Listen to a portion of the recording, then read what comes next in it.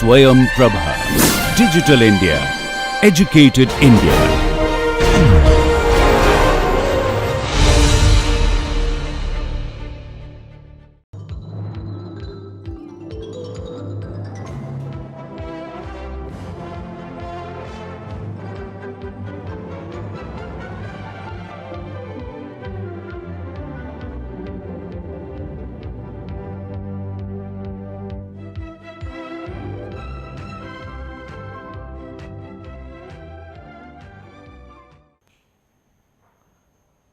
Welcome to Module 6, Lecture 4.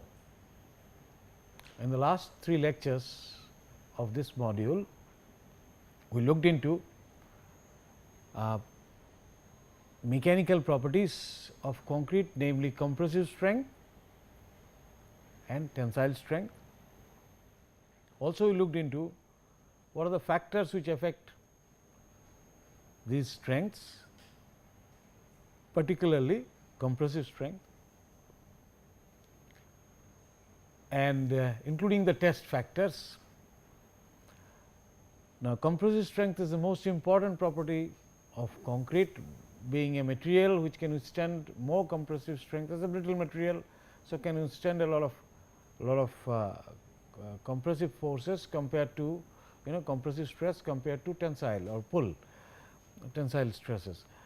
But then other important mechanical properties are elastic modulus, Poisson's ratio, fatigue, abrasion resistance and impact resistance. So, today we will be looking into these important properties, these important properties. So, first we will look into elastic modulus, followed by stress strain behavior, Poisson's ratio, fatigue, impact and abrasion. So, let us look at relevance of stress strain relationship and elastic modulus and Poisson's ratio. Stress strain relationship, sigma is how we denote stress and epsilon. Elastic modulus and Poisson's ratio are needed to calculate deformation, deflection and is necessary to determine also forces sometime in indeterminate structures. So, structural analysis would need this modulus of elasticity particularly, and deflection etcetera are dependent on all this. So, these properties are relevant, and the stress strain curves for materials is important because in structural design they have their relevance.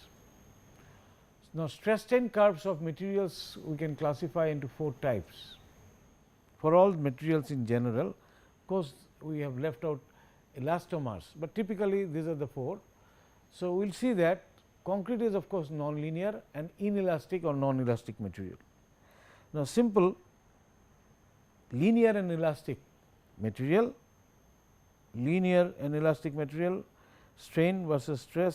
So, it will follow this stress strain curve during loading, and when you unload it, it comes back to the original with no residual strain remaining. This is nonlinear and elastic. So, an elastic material will come back to its original state when load is withdrawn, but this is not linear, it is nonlinear. And if we follow it up further, this is of course linear, but inelastic or non-elastic, it does not come back. So, there is a residual permanent strain,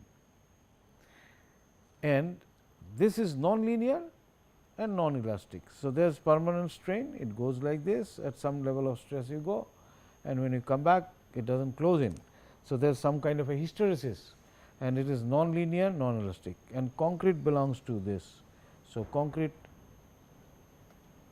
belongs to this material, concrete, cement paste or similar material, they belong to this. So, it is actually non-linear as well as inelastic. So, when you release load beyond of course certain point, not right in the beginning, at least 1/3 load. If you go on beyond that, there will be some permanent strain when you release the load.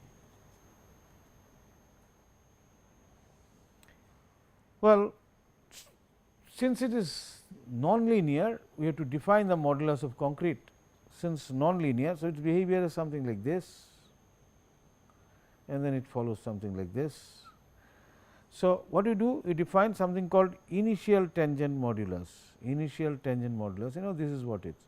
So, the tangent if you draw here, that is we call as initial tangent modulus, but I can draw tangent anywhere, that is called tangent modulus at that particular load.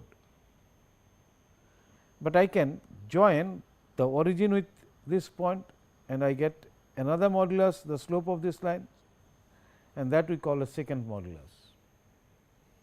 And while returning, I can also calculate out the same second modulus from this point, the slope of this line,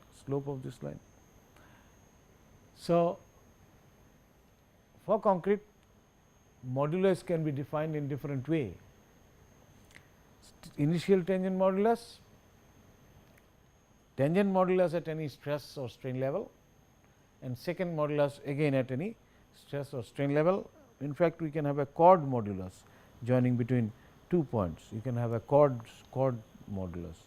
So, chord modulus. So, joining between one point and another point. So, that is how we define the elastic modulus for concrete. All right. Now, if you look at stress strain behavior, it is nonlinear, that is what we have shown, and this is attributed to something called creep, that is the deformation under sustained loading. We will come to that sometime. It is one way of looking at it, but there is something more we will look into. We can measure this under static condition, another is under dynamic condition. That means, static condition means you apply the load monotonically in steps and then see how the deformation or strain changes. So, stress at steps and strain at measure corresponding stress, and from stress strain curve you can find out the modulus of elasticity. But you see, from concepts of mechanical wave traveling in solid media, we know the velocity in the media is a function of E. It is a function of E, root E over rho actually. So, velocity is proportional to E over rho.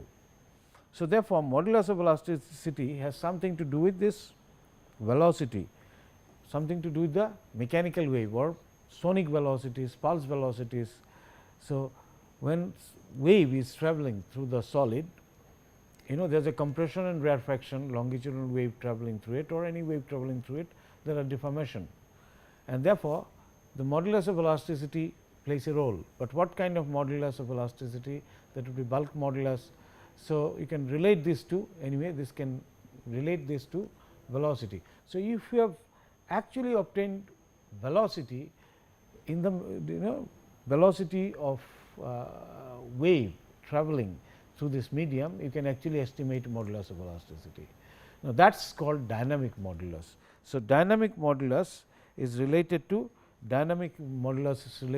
wave propagation within the material itself, right, because velocity of wave propagation or characteristics, wave propagation is related to elastic modulus, and one can determine that way. Dynamic modulus, because there is no load applied as such in a big way, and it actually corresponds to initial tangent modulus. So, obviously, this value will be higher than any other modulus, because it is nonlinear. Now, physically, of course, micro cracking of concrete at usual load results in apparently permanent deformation, and that is why it gives rise to nonlinearity. I mean, creep is one issue, but why finally? So, micro cracking of concrete at usual load results in apparently permanent deformation, giving rise to nonlinearity. That means, whenever you are actually, for example, if I have a compressive specimen, applied load like this, Now, if it is sufficient, L by D is sufficiently large, let us say, L by D is sufficiently large, L by D is equals to 2 or something of that kind.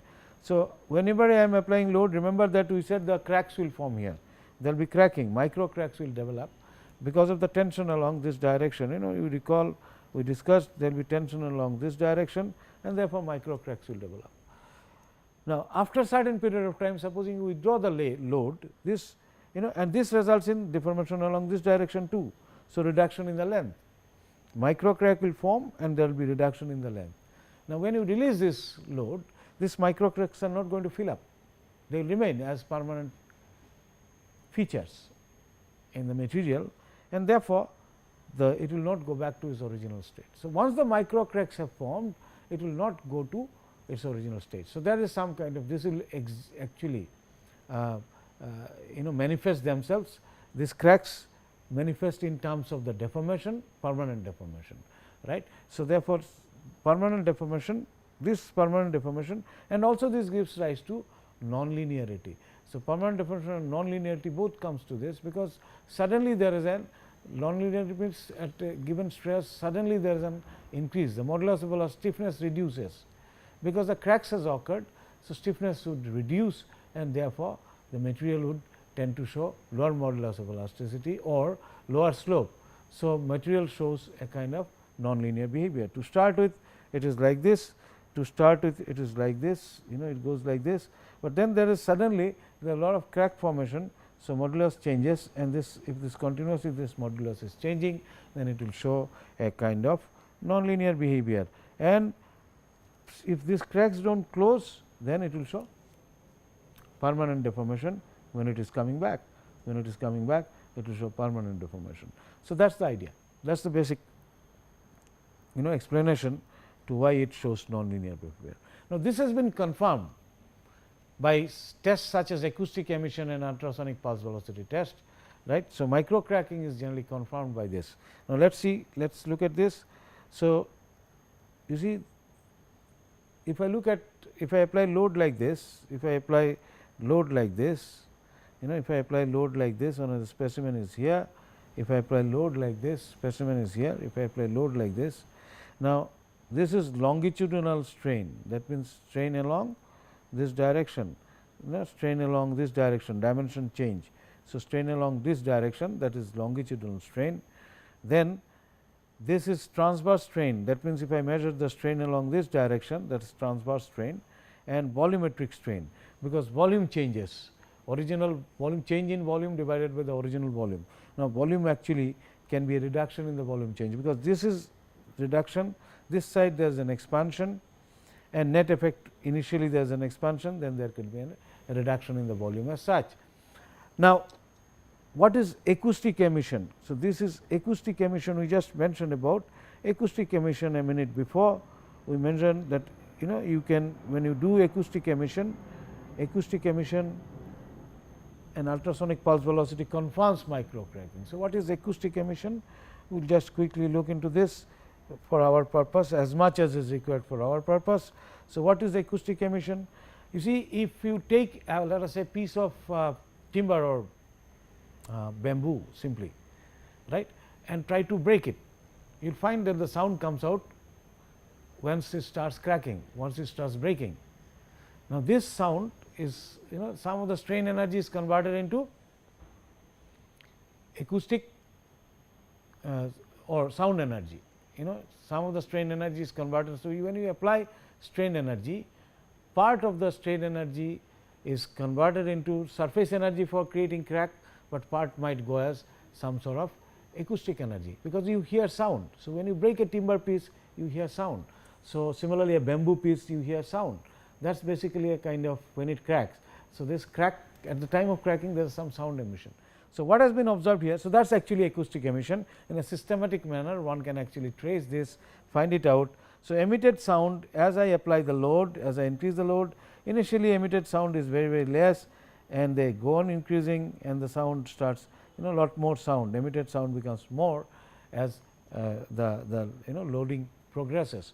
In other words, permanent deformations or non-linearity is related to, all these are related to somewhere lot of cracking, and this is confirmed by ultrasonic pulse velocity also, sonic pulse velocity. Now, what is pulse velocity in a solid material is more compared to cracked material, because velocity of sonic or mechanical waves in solid concrete, very solid concrete, could be of the order of around 4.5 kilometer per second.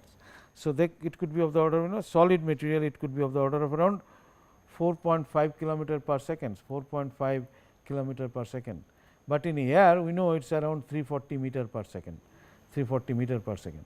So, if you have lot of cracking occurring, cracks have occurred, then pulse velocity will reduce. So, pulse velocity starts reducing. Initial reduction is relatively slow, but then it starts reducing as soon as lot of cracks starts appearing. So, therefore, the cracking of concrete is confirmed by this kind of testing, and therefore, if I am trying to plot the stress strain curve, stress as stress increases longitudinal strain, it shows that the nonlinearity of the stress strain curve is largely related to micro cracking of concrete, and so is the case with permanent deformation. Permanent deformation is also related to micro cracking. So, this is the reason why you get nonlinear behavior as well as there is a non closure of the stress strain curve, there is a hysteresis. Now, I mentioned that I can determine it, I can have static modulus of elasticity or dynamic modulus of elasticity. So, we got to do test in two different ways. Static test is done in a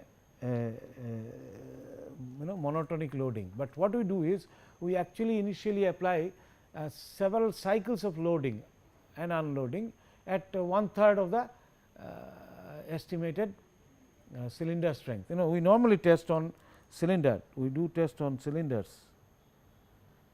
So, central 1/3 is used for metering, this is the portion we use for metering, So, you put gauges actually. In good old days we had actually Lam's extensometer, it is called Lam's extensometer,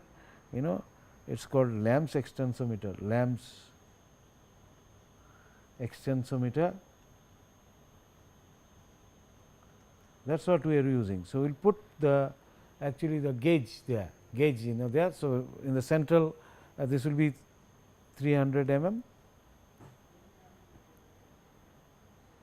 and central 150 mm. So, you put the gauge here, but the deformation is relatively small. So, how do you measure this deformation? It has to be amplified in some manner. It was actually amplified optically during those days, earlier days. Today, of course, you can put in several types of you can put in transducer of the kind of strain gauges, various kind of sensing devices you can put in to measure this deformation. So, several actually deformation measuring devices are there, and one can, or strain gauges could be there to measure this. So, earlier days Lam's extensometer was used. So, anyway I am not going into the transducer part of it, at the moment it is not necessary, but if you are doing a laboratory test, then you will be using any one of these. This was the old traditional way, and then you measure the deformation there, within the small range. But before doing that, what you do is you crush the cylinder to find out the FCY, cylinder failure strength, and then load it up to 1/3 of FCYL, that is cylinder strength, and then unload it. So, these cycles were repeated to see that at least first of all there is no there will be no deformation right in the beginning because of plate settling down and things like that, number one. Number two, this is prior to micro cracking. So, whatever small cracks that occurs should occur, and then after that actually the actual test will be done. So, this will reduce down the effect of creep, some micro cracking would occur, and then hysteresis also will be reduced because of such micro cracking and permanent deformation. So, besides that, there is another important issue why you do it this way. Actually, never the load is never applied one time in a structure.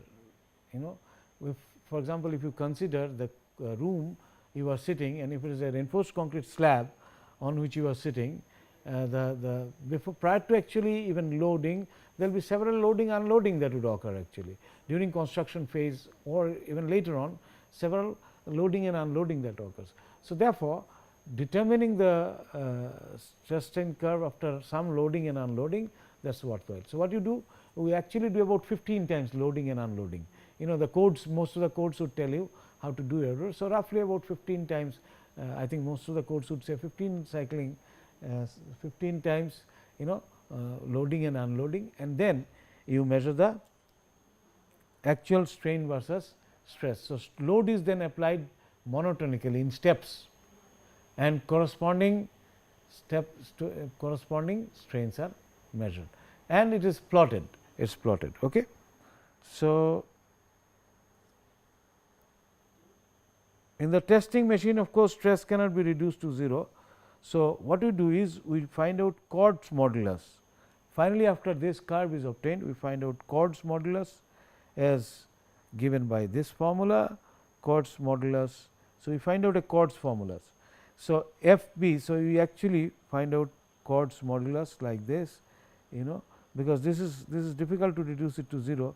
So, corresponding to 0.5 MPa, this is epsilon, this is sigma, 0.5 MPa, and then so F b. So, corresponding to minimum stress of 0.5 MPa, then up to 1/3 Fc, 1/3 Fc, up to 1/3 Fc, was within the kind of severe micro cracking, prior to severe micro cracking. So, F a minus F b, epsilon a minus epsilon b. So, you find out this is your epsilon b, this is epsilon a, and sigma or f or whatever you call it. So, you find out a Chord's modulus according to this, or so the code suggests how much where you have to go to test. So, F c 1/3 F c is the elastic limit, and often you might find it, often you might find it there itself. All right. So, this is how we determine the static modulus of elasticity.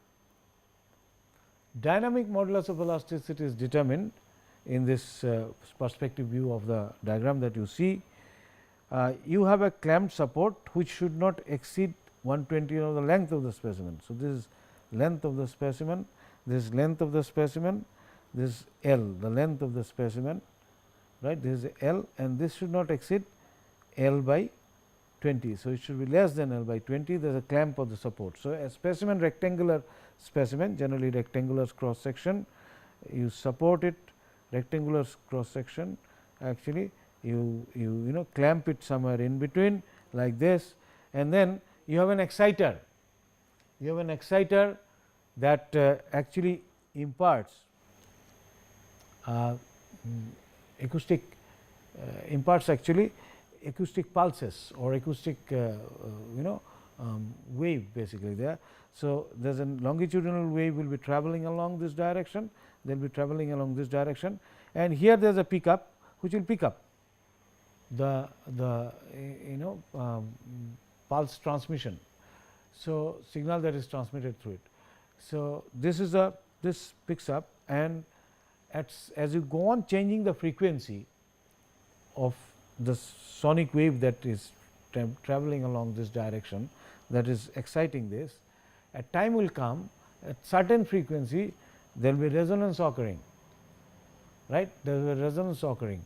Resonance should be occurring when actually this dimension of this one matches with the wavelength, I mean some sort of matching with the wavelength of the, because the mode would depend upon, because it is a central support, you are trying to vibrate it, and it will be related to length of the, it is related to the frequency, resonance frequency is related to length of the specimen itself.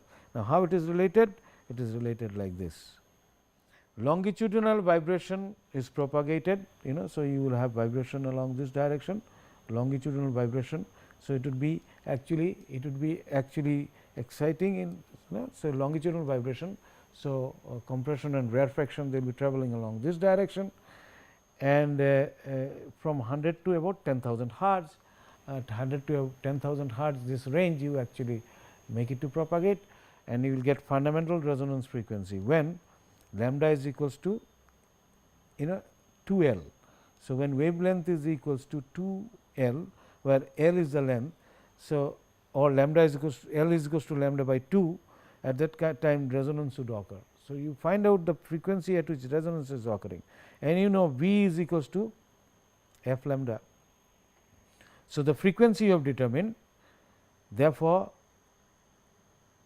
lambda is equals to length, lambda is equals to 2 L, lambda is equals to 2 L, and V is actually just I mentioned a few minutes before, V is a function of E by rho, V is function of E by rho. Therefore, you can actually relate E, actually you can relate to V is a function of E by rho and is also equals to f by lambda, and lambda is actually at resonant frequency is known, lambda is given by this equation, L is equals to, since you know L. So, lambda is 2 L, in other words you can find out E, because f is known, L is known, and this is 2 L, L is known, this is 2 L,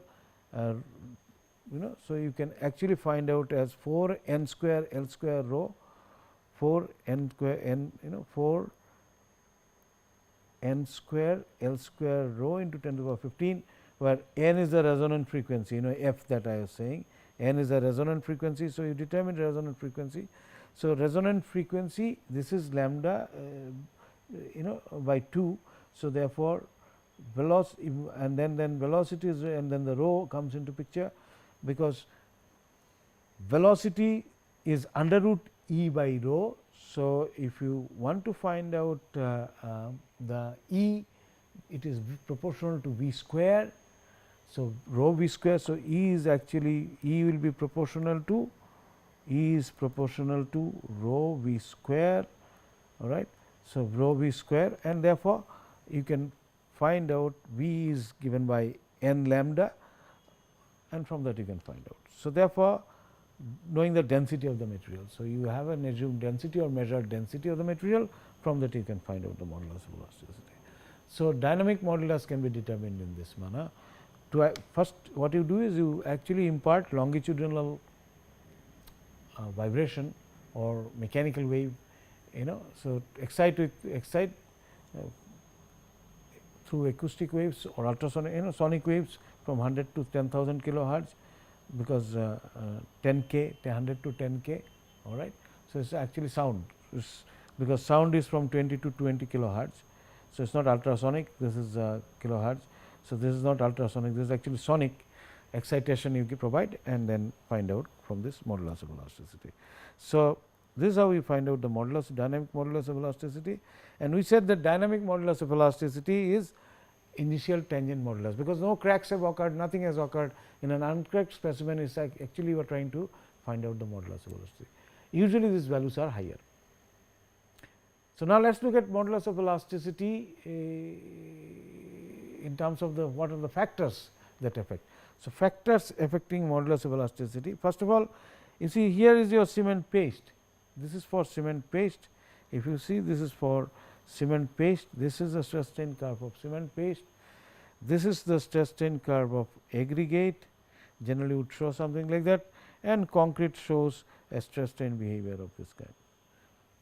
So, aggregate stress strain behavior is of course fixed, that is fixed by, you have taken the rock and the behavior will be fixed. Cement paste of course is under your control. So, if you improve this cement paste, modulus of elasticity, concrete modulus of elasticity also will increase. So, it depends upon both the paste modulus of elasticity and modulus of elasticity of aggregate. One can think in terms of the range will of course be something like 1 by E of concrete should be equals to proportion of the aggregate, P aggregate, or proportion of the aggregate divided by E of aggregate, plus 1 minus P aggregate, that is your paste, or proportion of paste divided by E of paste, or it might also be written as P aggregate, proportion of aggregate multiplied by E aggregate, plus proportion of paste multiplied by E paste. So, these two will give you actually an extreme boundary of the concrete modulus of elasticity, assuming series and parallel model. I am not going to go to a derivation of this, but this of course, this the range, this boundary, this E c or calculated from this or E c calculated from this, they give you two different values. So, this gives you E c 1, let me call it, this is E c 2. This will actually give you the wide range of the modulus of elasticity, but at the moment it is more important for us to understand the modulus of elasticity of concrete is a function of modulus of elasticity of the paste and modulus of elasticity of the aggregate. So, high modulus aggregate will tend to give you higher modulus elasticity for concrete, and high modulus, obviously paste modulus, if you improve by increasing their strength, then you can actually get higher modulus for concrete as well. So, first thing is this, other factors, wet specimen exhibit higher modulus. Why? Because water has got water E for water is more than E for air, both are fluid by the way. So, wet specimen, the pores are saturated with water. For wet specimen, pores are saturated with water, pores are filled with water.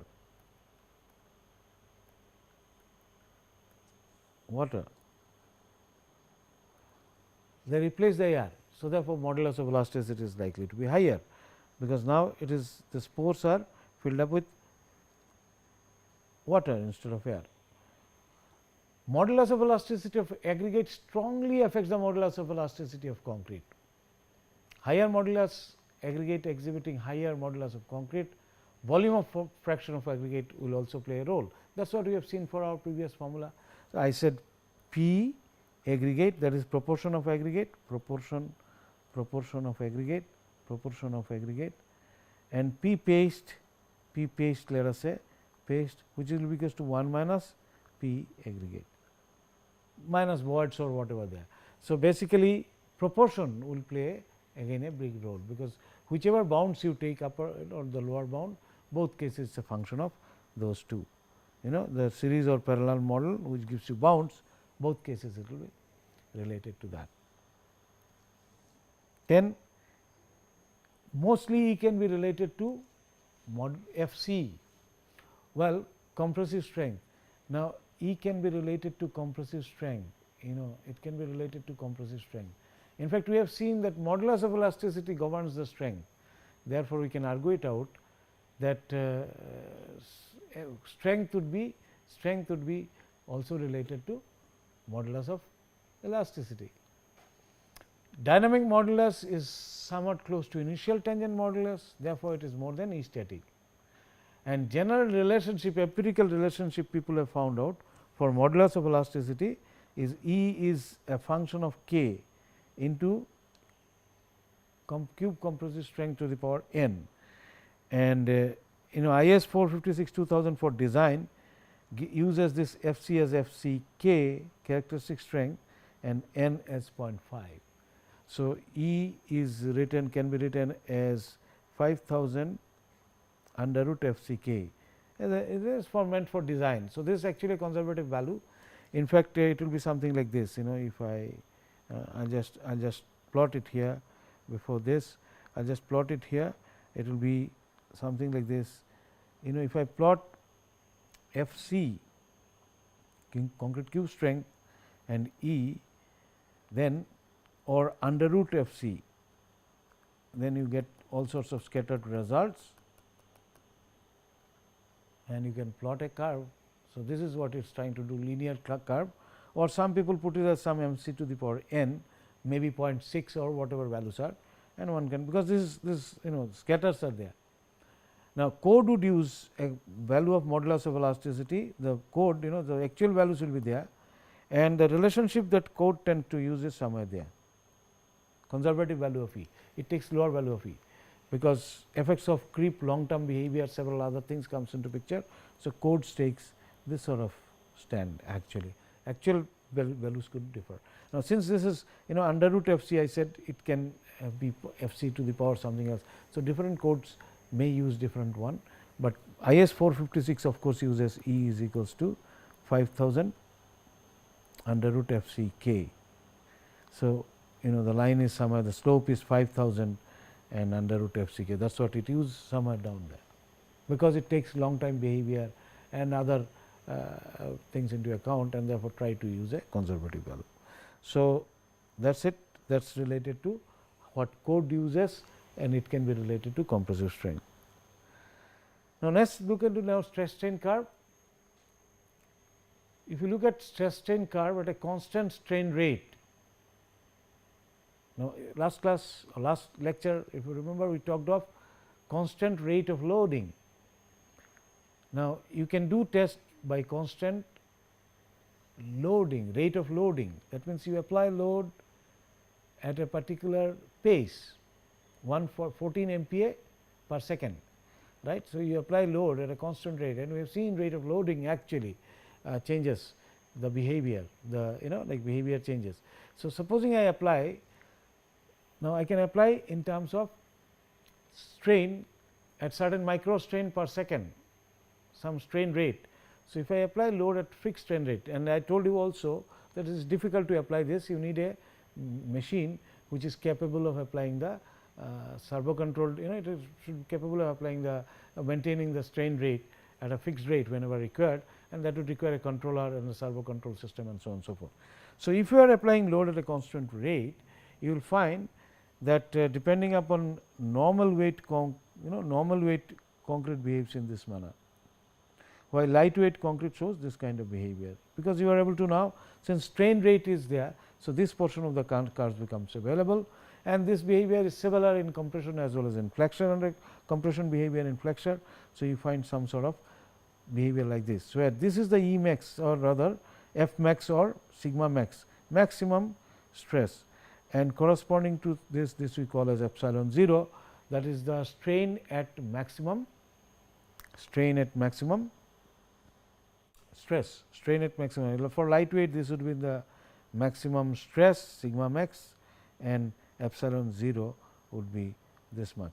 So, epsilon 0 and sigma max, these are the two ones, and you see this kind of a behavior. So, people have tried to fit it approximate equations to this, empirical equations to this, and this empirical equations that have representing this, the simplest, there are maybe many more complex relationship, but one of the simplest relationship is of this form, where E is the initial tangent modulus, and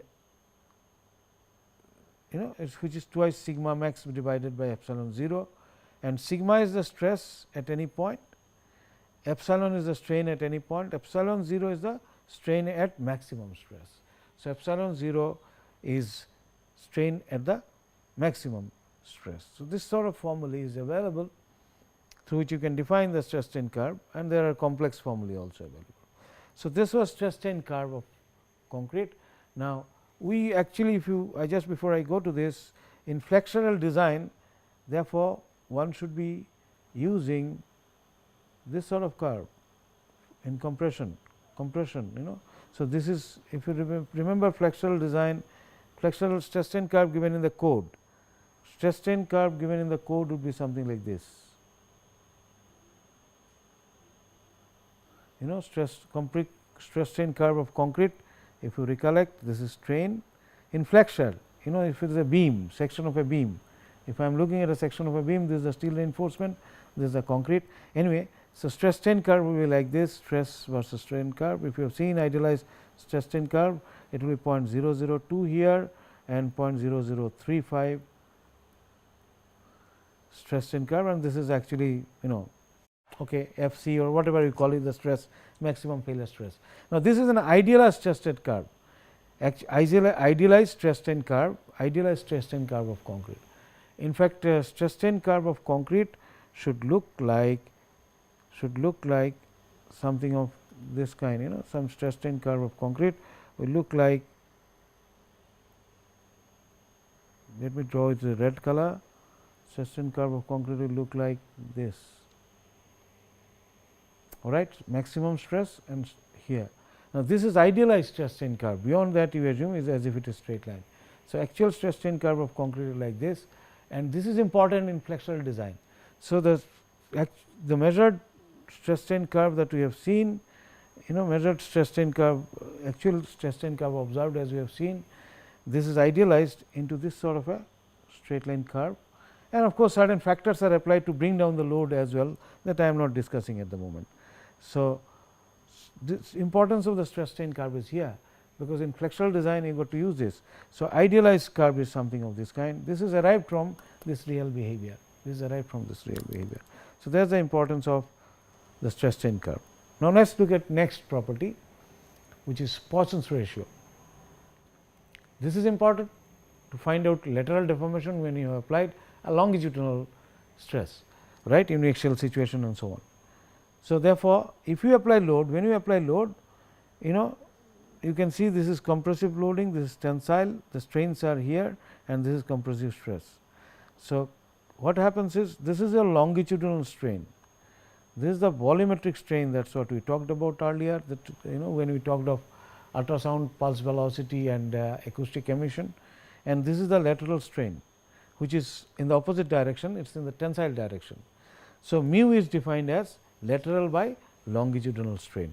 So, this is lateral by longitudinal strain, mu is defined by this actually. So, from this if you try to calculate out the mean, ratio of, for example, this divided by this ratio, this divided by this ratio, all right, or let us say at 400 strain of longitudinal strain, corresponding to this is maybe whatever the value is, and similarly so you can actually find out the mu values.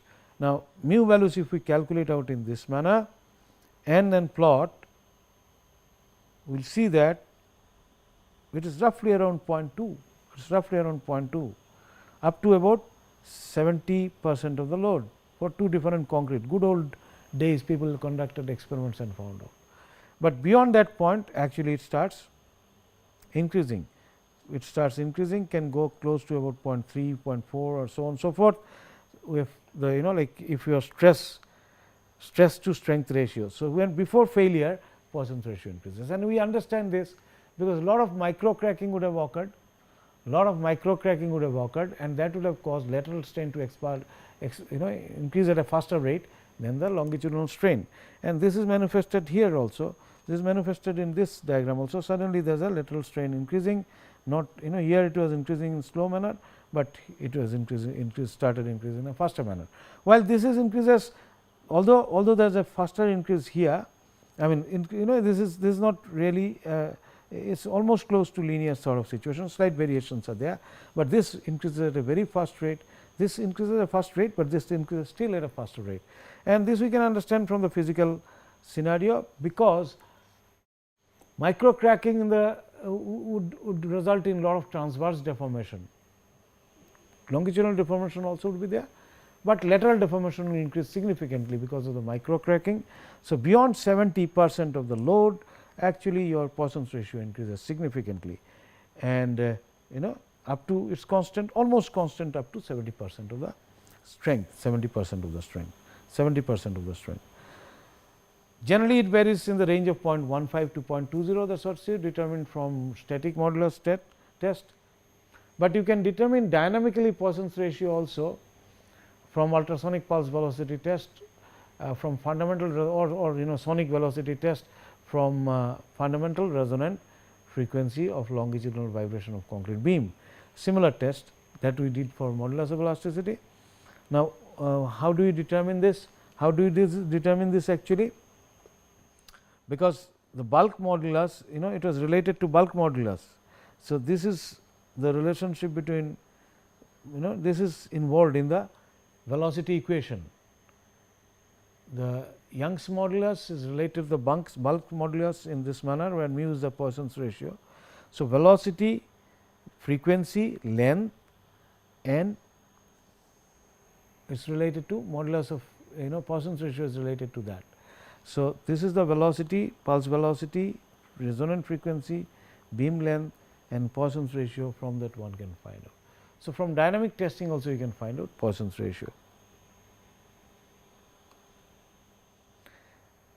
and generally dynamic modulus again gives you higher value of Poisson's ratio, because higher value of Poisson's ratio usually 0.2 to 0.24, and higher the strength of concrete, Poisson's ratio is lower.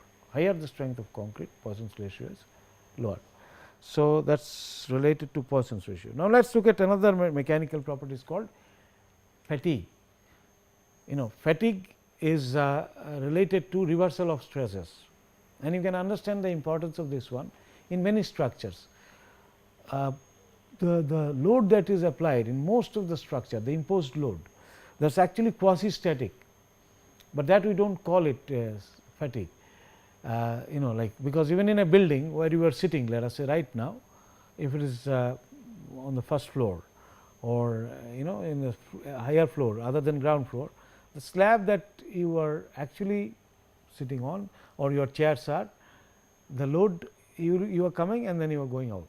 So, there is a kind of stresses, it is quasi static actually. What happens is, by and large we assume that to be static, because major load will come from the permanent fixtures such as furnitures and things like that, the imposed load, human contribution will be relatively less. So, we assume it to be practically static. So, fatigue is not there, but supposing it is a bridge, or assume a structure in marine environment where waves comes and hits here, waves comes and hits, waves comes and hits. So, it is actually under kind of a reversal of stresses would be occurring.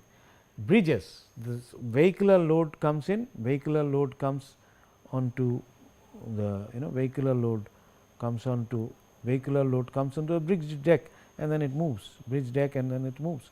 So, therefore, there is a reversal of stresses there, reversal of stresses onto the deck. So, therefore, this reversal of stresses is related to what is called fatigue strength. Reversal of stress is related to fatigue strength. Okay. So, let us see, and in fact, the load any structure or any structural element can carry under reversal of stress is much lower than the load it can carry in static conditions. So, fatigue is related to repeated loading. Under repeated loading,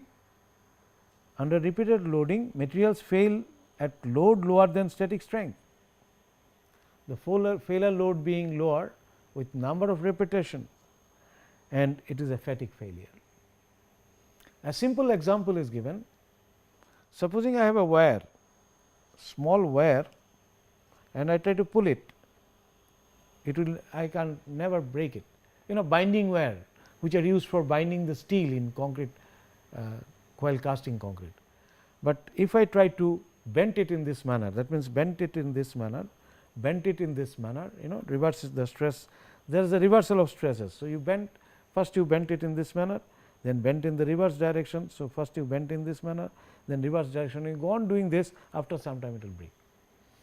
So, repeated loading you can it fails at much lower load, and that is basically much lower load, and that is basically a fatigue failure. Therefore, fatigue failure occurs at much lower load. So, the mechanism that is what is that is what we define as fatigue, and let us see what happens in case of concrete.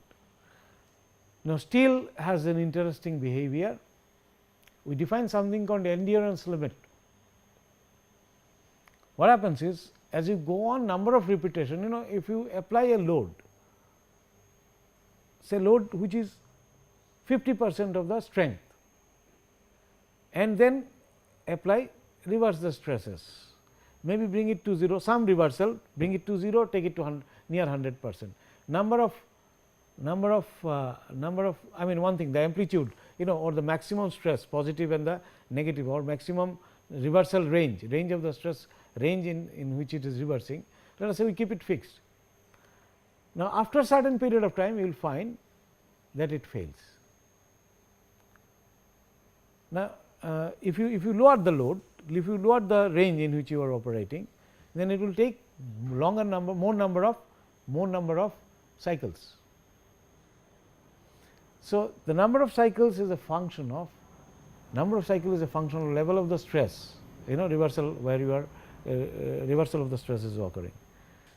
Now, endurance limit is defined in this manner. It is much better to define this and come back to this. If you look at this diagram, on this axis number of cycles drawn in log scale, because 10 to the power 2 etcetera, this is in log scale, and ratio of the fatigue strength to short term static strength, fatigue strength to short term static strength. So, actually if you are operating at fatigue strength, you will find that in case of steel, this is mild steel, in tension you do reversal of stresses, but beyond 10 to the power 7 cycle or some such cycles slightly above 10 to the power 6 cycles and 7 cycles, the endurance, the fatigue, the load at which reversal, this is occurring at 0.4 or so, 0.4 or so, close to 0.4. So, close to 0.4. So, around like 250 MPa is a yield strength of mild steel. If endurance limit is around 100 MPa, close to 100 MPa. So, that means if you apply less than 100 MPa and do stress reversal, actually it is not going to fail. Now, endurance limit is defined, therefore, endurance limit is defined as fixed endurance limit, that is repetition beyond which the fatigue strength remains constant. So, what is fatigue strength? Fatigue strength is the number of repetition or the strength which it can withstand at certain number of repetition. So, it is related to both repetition and the level of the strength. Now, endurance limit is that level of the strength beyond which, actually lower than that strength, it can withstand a large number of repetitions, because fatigue strength becomes almost constant. Now, concrete does not have a fixed endurance limit, concrete does not have any fixed endurance limit, concrete does not have any fixed endurance limit. In tension, concrete in tension, it shows continuously, if you the fatigue strength will go on reducing as you increase the number of cycles. So, here also concrete in compression, same thing. So, therefore, how do I define this strength? There is no endurance limit. How do I define this endurance limit? So, there's steel is advantageous in that sense from usefulness point of view. I mean, what I say, a design calculation point of view or understanding point of view, because you have got a fixed endurance limit. So, therefore, if you know it is likely to come under cyclic load, you assume that it can withstand around that endurance limit is a is which will be the which you can use in design. In case of concrete, you can't do that, because it will go on reducing. So, what we do is we take the fatigue strength corresponding to 10 to the power 6 cycles as the fatigue compressive strength. Similarly, in this case 10 to the power 6 tensile fatigue tensile strength. So, fatigue compressive strength and tensile strengths are defined with respect to 10 to the power 6 cycles, because it will go on reducing. For steel, of course, you can use the endurance limit. So, it will go on reducing with number of cycles, increased number of cycles. All right. So, this is how we define. Now, in concrete, two types of fatigue failure is distinguished. The one, you see, sustained load near the static strength under increasing load causes failure. So, it is static fatigue or creep rupture. Now, concrete shows creep at ordinary temperature. That means, if you put a load, we will discuss this in subsequent module. That means, if you keep the load constant and over the time period, over the period of time, you will find the deformation is increasing, and it can have a failure also depending upon the situation. So, under sustained load, concrete exhibits kind of deformation, and that is related to phenomena of creep. So, if you have sustained load near the static strength, now fatigue is also nearly sustained, because you are reversing the stresses and near the static strength. So, you increase the load and it causes the failure, and this is related to static fatigue or creep rupture. So, if you are reversing the stresses close to the static strength, then there